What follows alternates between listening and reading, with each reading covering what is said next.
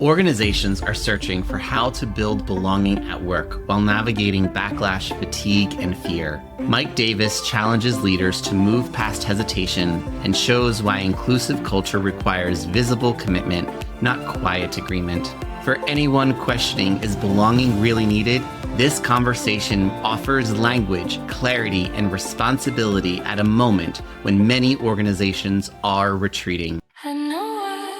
Hello, friends, and welcome to I Know I Belong When, an innovation unbiased production where bold voices, curious stories, and authentic impact amplify knowing that you are invited, seen, heard, and needed. Our conversations go from the boardrooms to the break rooms, from the sidewalks to our living rooms, from our relationships to ourselves. We explore the full spectrum of belonging, the joy of being seen, the pain of being left out, and the courage it takes to build spaces where every identity is welcomed, valued, and loved. We also hold space for each of our unique identities to joyfully prosper and thrive.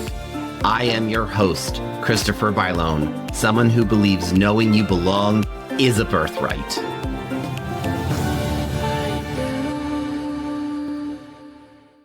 Today's guest is the kind of human who can walk into the messiest of workplace conversations, tell the truth, make you laugh, and somehow leave people feeling more connected than they walked in.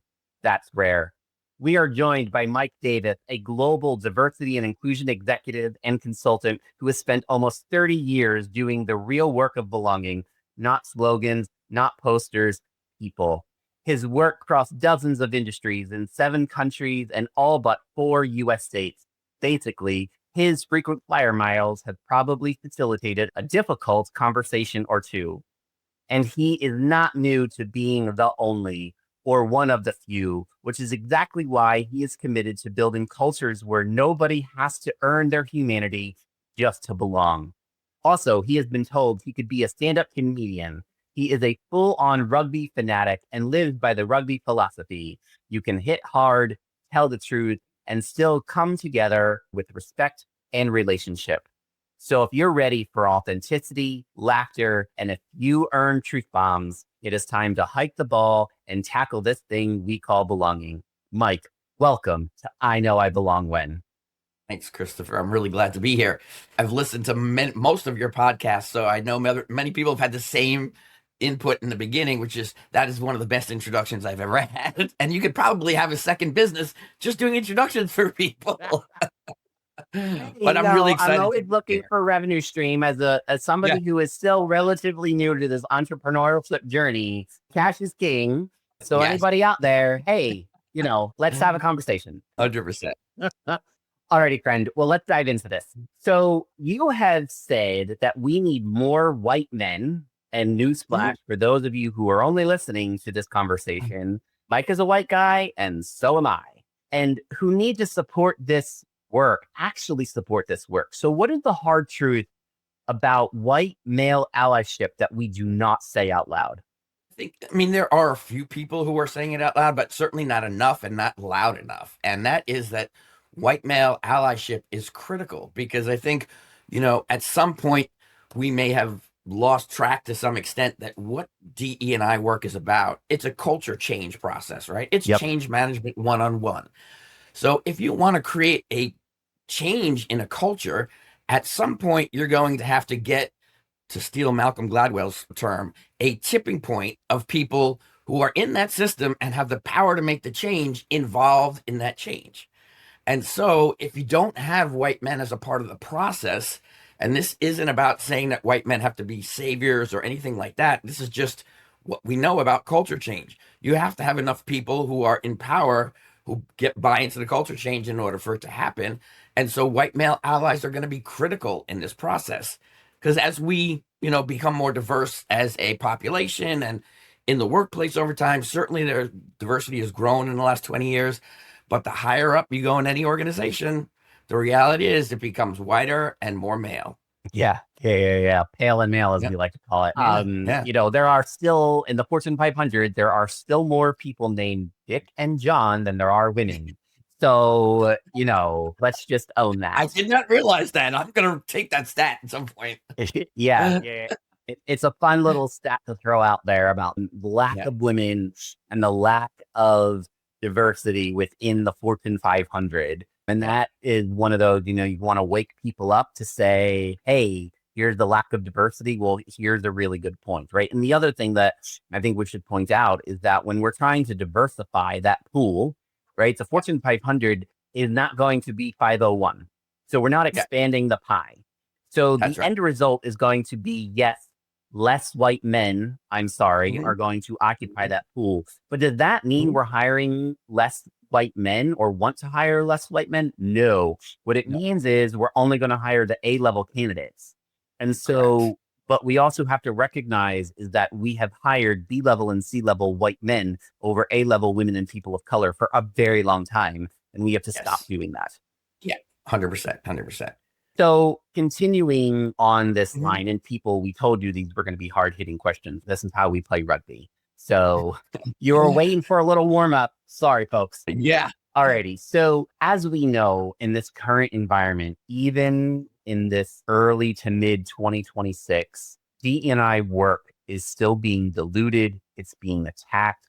It's very much trying to be sanitized in the moment. What do you think our profession has gotten wrong that made this possible? This is a really important question, and it's something that I have been thinking about, particularly in the last year.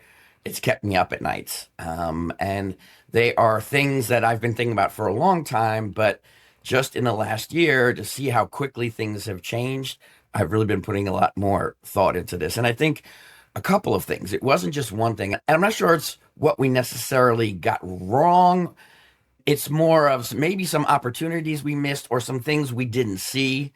And I think one of those things is that at some point we lost sight of the fact that diversity was losing credibility as being about everybody. And that increasingly diversity, whether you're talking about in organizations, I've been working with organizations for, almost 30 years. I must have done hundreds and hundreds of training sessions. When you go into a training session in most organizations now, many of the people in there are people of color, right? And so we started to lose track that we were often preaching to the choir, right? When training is not mandatory for everybody who shows up, we're often preaching to the choir. When you look at who comes to diversity and inclusion seminars and conferences, over time, increasingly, it's women and people of color. And so again, I find myself doing presentations but I'm always feel like I'm preaching to the choir. So I think at some point we may have lost track of how dangerous that can become when we fall into a routine of preaching to the choir and not maybe pushing back hard enough to say, who's missing from the room that we really need to be talking to about this stuff? And how do we get them there?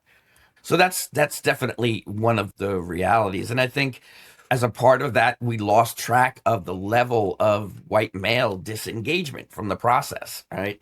And as, evident by all the visible things I was talking about. And I was recently talking to a CDO friend of mine, and we had this conversation. And it's not that nobody sees this, but again, there weren't enough people who were saying, we can now look at the CDO role and the CEO role almost as just to segregate it, right? So you have lots of white men in the CEO role and very little anybody else. And in CDO roles, you have lots Yeah. of women and people of color and very few white men. And, it's gotten to the point where it's very rare to see white men in leadership roles, particularly in Fortune 500 companies in diversity and inclusion. And I'm not saying that, we should feel cheated or anything like that. I'm just saying that if you look at that, right, we look at the leadership of Fortune 500 companies and we say the visual says there's something wrong, right? Right. But we didn't really stop to say, let's look at the visual of who's leading diversity and inclusion around the country, around the world. And we didn't say there's something missing from that picture, Correct. or at least we didn't say it enough. So, I mean, I think that's one of the things. And I agree with I that. don't And I agree with that because what I will say is when I was job searching the know. end of 2022, beginning of 2023, I can't tell you the number of times from a CEO And from a chief people officer, I Mhm. got the question of, Christopher, you're a white man. Why do you feel you are capable of doing this job? And I was Yeah. interviewing for chief diversity officer roles. Yeah. And depending on the day was depending on how spicy my answer was. Depending on whether or not you really wanted that job. Right. But almost, I would say every single time, not almost every single time, I removed myself as a candidate. Why? Because they were looking for somebody who looked the part. They wanted performative work. They did not Right. want somebody who was going to come in and evolve their policy, their practice, and their process. Yeah. Right? They were looking for somebody who, when it hits the fan, they could parade out and say, look, we have so and so in this position, and they are going to make sure we never make this mistake again. Yeah.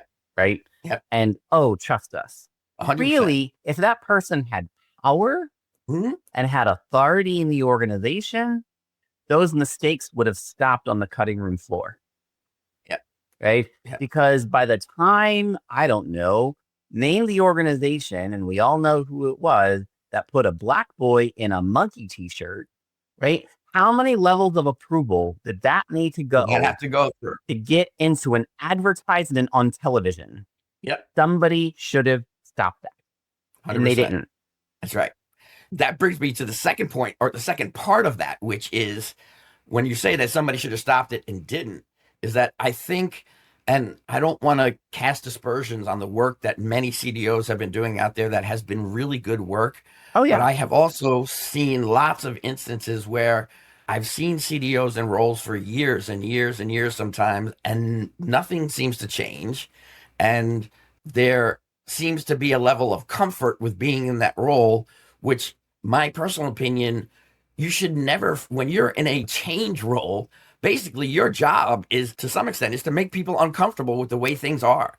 So if you are not in some way worried about your job in a CDO role, then I don't really think you're doing your job, kind of thing. Yeah. And we're talking real talk here, right? I could remember joining an organization, and shortly after I joined, my boss came to me and said, Christopher, there are some people in the organization who are uncomfortable talking to you. And I went, tell me more. Like, this is like, why? Sure.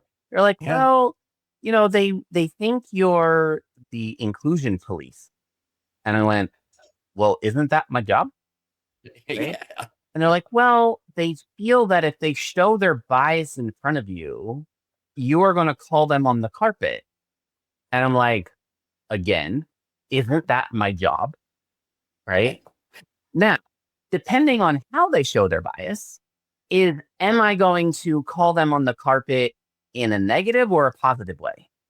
Exactly. If somebody came to me privately and said, hey, Christopher, I know that our organization is going through a change, and maybe before the expectations the organization has on us now because of the work you are doing is making me a little uncomfortable. I have these biases. I would really like you to help me work through them. I need to understand. That would be a conversation that would be completely private. I would never even tell my boss that I was having that conversation. That's right. But if someone is the executive sponsor of the Black organization, and they happen to be a white guy, and the amount of microaggressions bordering along on aggressions are coming out of their mouth that I am uncomfortable in a room that is predominantly other Black colleagues, you best be certain I'm going to hold that person accountable. Sure. Right? So let's just be honest about the work that we're trying to do. Right. And give me a little credit for being able to hold somebody accountable in a public setting without completely shaming and bashing them, right? Because it's not just about correcting their behavior, it's about what everybody else is seeing. And if you don't correct their behavior, then they're seeing that behavior is being tolerated, which means the organization, i.e. me, if I'm part of this, they're going to think I'm okay with that. And then I lose the power to do my job. And I actually corrected the person in private anyway, right? It's because it wasn't the moment to be holding them accountable in a public meeting. It was also the work that needed to be on behind the scenes and making sure that everybody was comfortable in the route that we were going down, and also giving the person the opportunity to understand what they were doing, Sure. right? And 100%. say, hey, I don't know if you know this, but what you are saying is a microaggression, Sure. right? Because give them the grace, give them Yeah. the opportunity to learn. That's right. Giving them the opportunity to learn in public feels like an attack, right? Yeah. And so Right. not going to do that. Yeah. So it's just, how are we holding people accountable to make sure that they're doing the right thing by the organization and by the people that are in Right. said organization? Right. And, if we're going to look to build inclusive cultures, we have to be able to give each other the benefit of the doubt in terms of intentions when mistakes are made, right? Now, I'm not talking about, obviously, mistakes that are not mistakes. When somebody says something that's really out of line or whatever, you have to address that. But the reality is, it's about a learning process. It So is. if you can't make mistakes during the process of learning, you're not going to learn, right? And so we have to be able to call people out. I almost don't like that term, call people out, but we need to be able to point out when there are things that people are doing that are harming other people, giving them the benefit of the doubt that they don't mean to hurt other people, but they just don't understand the implications and haven't thought them through. Agreed. Agreed. Yeah. Yeah. All right. Well, we could keep talking about this very topic for hours, because I know we have in the past. So I want to switch us into a little bit about talking about who are the people in your life who has shaped you and Yeah. how you got to this place. So who taught you what courage looks like? Yeah. I thought about this question a lot. Where I learned what courage was about was from my mom, from my upbringing. She passed away about 13 years ago or so, but my mom was a social justice warrior in her own way. She was an educator. She was a child psychologist. She worked in the New York City public school system. And in the mid 80s or so, New York was a horrible place to be. I mean, it was just like the worst place to be anywhere. Crime rates are up, drug addiction rates are up. The other thing that was up quite a bit during that time were teenage pregnancies. And so my mom had this particular burden because the New York City public schools had no safety net or system to support teenage mothers, right? So Right. 90% of the time, what happened was when a girl got pregnant in high school, they basically just dropped out because they had no way to take care of a baby and things like that. So my mom she fought with the Board of Ed for 2 or 3 years through a lot of rejections, and then finally got the opportunity to do an experimental program in one high school in Harlem called High School Redirection. And she started a program called the Life Program. And it was a program targeted at teenage moms. And if a girl got pregnant in high school, she could join the program. She could come to school. And while she was there in class, my mom had 2 classrooms that were converted into like a daycare center, right? So she had people there to watch the children while the parents were in class, because there wasn't a safe environment at home either, Right. oftentimes. Right. And the only requirement were that the girls needed to come to class, they needed to attend class and agree to a certain, a B average or something like that. And they had to agree to take parenting classes from her, because these were girls who were sometimes 14, 15 years old, who didn't have parental figures of their own. Right. And she was able to make that program work. And then after years and years of fighting, expanded, and it is now an established part of the New York City public school system. It's called the Life Program, and it's been modeled by several other states as well. And my mom did whatever she needed to do in order to make that happen. Sometimes that meant with no budget, she was constantly bringing home laundry from the classrooms, from the daycare centers, from the kids, the sheets and all that kind of stuff. And we were all helping her do laundry just because she needed to do laundry for the kids and things like that. And her willingness to give of herself and her willingness to never back down was really where I get most of my conceptions of what courage is about. And it always is wrapped around love for her. That's what it was all about. Well, what a Yeah. powerful story. And knowing that going up against or trying to work through the bureaucracy of what is the New York City public school system is no small feat. So No. thank you, Mom, for doing that. And anybody who's out there who's listening and still thinking that one person can't change a system, well, here is a prime example about how one person started to change not just one system, but laid the groundwork for how this was done across the country, the Yeah. ripple effect that was started.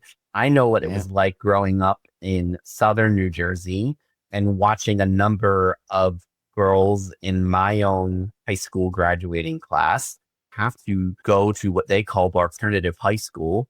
That's what they called it, to still be able to get their education. Yeah. Right. Yeah. And so luckily they were still being able to graduate, Hmm. not with our class, but they were still able to get the education they needed to be able to be successful, as well as Yeah. to be able to raise their children. And hopefully this is also an example of how we can try to break the cycle, you know. Yeah. Yeah. It's interesting because when I was thinking about this question of belonging and, times that I felt like I belonged, I thought about, because my mom contracted leukemia and she passed away about 12 years ago or so. Mm. But when we had her funeral, there were so many more people there than we expected. We had close to 200 people at her funeral, and there were so many people I didn't know. But after the funeral, people came up to me, and what had happened was that there were all of these women who came because they knew my mom through the life program, and they were telling me stories of how they changed their whole lives, allowed them Mm. to graduate. They were introducing me to their kids, and who now also had some kids of their own, because my mom was in that program for 20 years. And they were saying, this is part of your mom's legacy, is our family. And that was really, probably one of the times that I felt like I was included in a family that I didn't even know about, because they were so comfortable surrounding me and telling me about how important my mom was to them. So, yeah. Yeah, and it goes to, how do we create belonging, right? We have Yeah. to be able to see somebody for who they are and how they're Right. showing up in the moment. Sometimes some mistakes happen, Right. sometimes through no fault of their own. Yep. And we have to allow them to be their authentic selves. How Yep. are we giving them the tools and resources that they need to be able to succeed? Yeah. And I mean, that goes directly to, what does it mean when I feel like I belong? Like, what am I looking for? And those are two of the major pieces, right? One is that I need to feel safe with that group of people or in that environment. And when I say safe, I mean safe to be me, who I am, and safe to make a mistake, or safe to Right. disagree with people about things, right? Those are two real key components. And another one for me, in terms of whether or not I feel like I really belong in a group or in a society or a culture, is how engaged I am and how willing people are to try to engage me when I'm not as engaged. So there's a thing around safety, the ability to be who I am, and engagement. Those are all three pieces for me that are things that I look for when I think about, what does it mean to belong? Yeah. So take us to that moment when you knew that you were safe and that somebody engaged you in an intentional way that Yeah. made you say, I belong here. What was that Yeah. moment for you and what was happening? Yeah. So I had a couple of those moments, particularly earlier on in my career. I had been talking about these kinds of issues since, high school, because part of what I haven't talked about yet is my own family. And I come from a relatively large Irish Italian family, grew up in Brooklyn, and I have three siblings. And my youngest brother is adopted, and he's darker skinned Puerto Rican. So starting from a very young age, we were talking about these things as a family. And then as he was growing up, I just had the opportunity to grow up with him and see how his life could be very different than mine, and how Yes. people could react to him very differently than me. And so I had been talking about these things for a long time, but I was still new professionally doing this in a professional environment. And like all of us, I was imperfect and still learning a lot of things, right, in the professional world. And I remember, and this is back in the day when we used to do some, full day programs for individual contributors and like 2 day programs for managers, right? This was when we had a lot of time to work with people. And we often had at least two, sometimes maybe even three facilitators working together, right? And I remember a couple of times when I was up, leading my piece and my co-facilitators were there. There were times when either I may have phrased something incorrectly, or I was doing something unconsciously that I didn't recognize was maybe making some people withdraw from the conversation.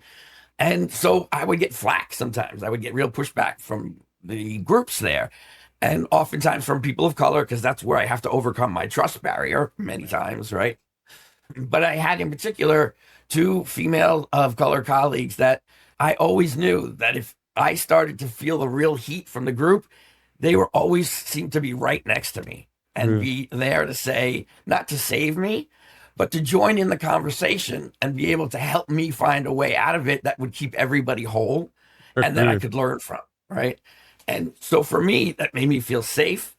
They didn't try to say, okay, shut up and go away, right? They wanted me to stay engaged, but they also wanted to help me out, right? And seeing something that maybe I didn't see at the time. So I had a couple of those kinds of experiences as well. And, a lot of the other experiences that I have about feeling like I belong are related to things that I do in the community with other people who are kind of like minded, where I can go into working it with various communities and people know me and people can joke with me and engage me in practical ways of helping through whatever their particular struggles are.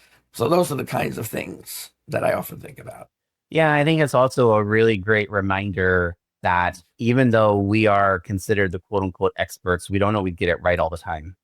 Right. And we need our fellow colleagues to help us remove our own blinders, Hmm. identify when we are showing moments of bias, and use it as a good learning moment for Sure. others to say, yes, this may have happened in the moment, but here's how we can work together to move forward Yeah, and how we can make this the most inclusive environment as we possibly can be. 100%. And hence, we can take that back to the conversation of what did we miss? And I think we missed the fact that we are not perfect. Even the practitioners are not perfect in this. If we were perfect in what we did, things would be very different. He wouldn't need us anymore. Right. Exactly. Probably won't need us anymore, but I still have kids to put through college, so job security. Yeah. Yeah. Yeah. Alrighty. So, Mike, I want to move to a little bit of the narrative of non-belonging. So, in today's climate, what is the cost of not building moral courage in leaders, and who pays the cost first? It's a really good question and a really important question. And I think we are seeing right now the result of a lack of moral courage and leadership courage. And, what happens is what you see when there is a threat, people back away from their commitments to things. And it's really sad to see. And I don't want to make it sound like that all corporate leaders are backing away. There are cases of organizations that are still sticking with what they're doing and not backing down. But there have been so many corporations that really just backed away when they were threatened very quickly. And then the people who always suffer are the people who we are trying to give a voice to. They're the ones who suffer the most, right? These are the people who we get into this work to really try to change quality of life for people, really, right? And so they are always the ones that get hurt most when we don't see the moral courage and leadership that we need to see in corporations or in leadership in institutions in general. I think of educational institutions as well. I mean, very quickly, see them backing away in so many cases is just really disheartening. And the cost is always on the people who we have been working so hard to try to create a fairer existence for them. You know what I mean? Yeah, absolutely. And the thing that is coming to mind for me is we sometimes forget that we are okay. Yeah. And the thing that probably grinds my gears the most is when I hear people who finally come to the realization of what work needs to be done because it happened to them or it happened to their family member. Yeah. And I was like, why did it take you having now been impacted to finally understand why this work needed to be done? And where Yes. was your moral courage before?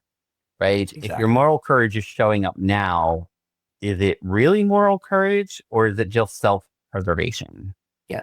And that's something you have to really challenge people about because they need to really think about it. I think we also need to not assume that it's coming about, even though it may have come about just because they've personally experienced something or somebody that they love or care about experienced something.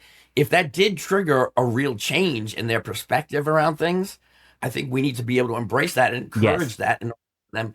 But we also need to be really honest and say, is this something temporary because you're having an emotional reaction to something? But Um, also, I think if it's real change, great, welcome to the fold.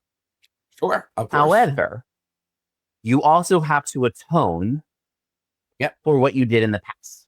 And you can't just like gloss over the fact of like, well, I'm here now. Well, yeah, but think of all of the problems and the harm Yes. you've created in the past. And great Yes. that you're here now and want to help us. But we still have to like hold you accountable for what you've done. And you Yeah. have to be okay with that. And that I think is the other real cost of the lack of moral and leadership courage, is because when people see that, when my kids were very young and they would ask me what I do for a living, what do you do at work? It was hard enough explaining to my relatives at every like family gathering what do I do, because they'd always ask me, what is it again you do? kind of thing. But to them, when they were young, I tried to think of something that was really basic they could understand. And I said, well, one of the things that I do is I try to help build a family or a culture, because they were young, a family where people can trust each other. Mm. Because so much of this work is about building and repairing trust between Yes. groups of people. And every time, particularly a leader backs away in such a visible way, the cost is it's going to be 2, 3, 4 times as hard to get people to trust again, right? Which is why you often hear so many times people in organizations will say, yeah, well, our company has talked about this stuff before. It was kind of like the flavor of the month for a while, then Right. it went away and it came back. So the other real cost of the lack of courage is the deterioration of trust, and what it takes after that, if you really want to become serious again, how much work it's going to take. Yeah, no, absolutely. It really does all come back to trust. And Yeah. we definitely have to be rebuilding trust in our organization. So we need to start taking this conversation to a close. So let's talk about how do we actually sustain belonging? It's Mhm. talking about our responsibility, not just inspiration. So you used rugby as a metaphor. So let's go there. What would Mhm. leadership look like if people were willing to take the hits and still stay in the relationship? It would look like leadership with more courage. Mm. And because if you can make mistakes and are willing to take the hit for your mistakes, but then still stand up and say, I've learned from it and I'm going to be better for it, and I'm going to help use this experience to move along. I mean, it would look much like the opposite of what we're saying now, unfortunately. Yes. But it also that would signal a level of psychological safety as well, Yes. right? So if you can be really in the scrum, so to say, with this stuff and battling it every day and make mistakes sometimes, right? And still, even with the people who you are disagreeing with, if you're still able to go out with them for a drink or something to eat or a cup of coffee and have a pleasant discussion about lots of things, that would look like a culture in which you could have conversations that would make real differences because they would be authentic conversations. Yes. Going back to that authenticity phrase, which Yes. is so needed. Okay, Yeah, so I have 100%. one more question for you Sure. before we close this out. Mhm. So, for the white male leaders out there listening who support this work privately, Mhm. but hesitate to be public about the work, Yeah. what do you want to say to them directly? It's what I have said to many directly, and it's that if you hesitate publicly, no matter how much in your heart you feel like you support this stuff and that you really want to see change, if you hesitate in those public moments, you are going to be seen as somebody who is okay with the things that are happening. And so you will lose the trust of people who really need to trust you as a leader if they want to believe that something is actually going to change in the organization. So my message is really that hesitation isn't being neutral. Hesitation is taking the side of the current, power structure and the current way things are. Silence is not neutrality. Silence really is supporting the structure that currently exists. I don't have any rebuttal or things to tack on to that. I'm just going to leave it right there. Right? Silence is not neutral. Okay, friend, this has been a riveting conversation. I've really Yes. enjoyed you being here and the truth Mhm. bombs that you have been dropping all along the way. Mhm. And so I'm asking every guest to finish their episode by answering or finishing the statements, I know I belong when. So, Mike, I know I belong when. I am myself. I feel safe, and I can joke with people. Oh, it's always good to have laughter. Always good to Yes. have laughter. Well, my friend, Yes. thank you. Thank you so much. I truly Mhm. do appreciate you being here. I appreciate the opportunity, and I really want to encourage you to keep doing this because these are the kind of real conversations that have to happen if we want to see things change. Thank you. I so appreciate you. This has been a great reminder that belonging is not a destination. It is a practice, and it starts with listening. Friends, if this episode challenged you to move outside your comfort zone, please follow our show and give us that 5-star review you know you want to give, and add a comment about what you will do to champion a culture of belonging. These actions will help to amplify the message to others so they too can find their own moment of belonging. Whether it is navigating the complexities of workplace culture, finding acceptance in a new school, building trust in a local community, or forging identities within our own families, these stories reflect the raw, honest, and unfiltered journeys each of us take every day. And we want to hear from you. Finish the sentence, I know I belong when, and send us a voice note. Your story could open a future episode. Thank you for listening. Know that your bold, authentic self is welcomed, valued, and loved. And until next time, remember, you belong here.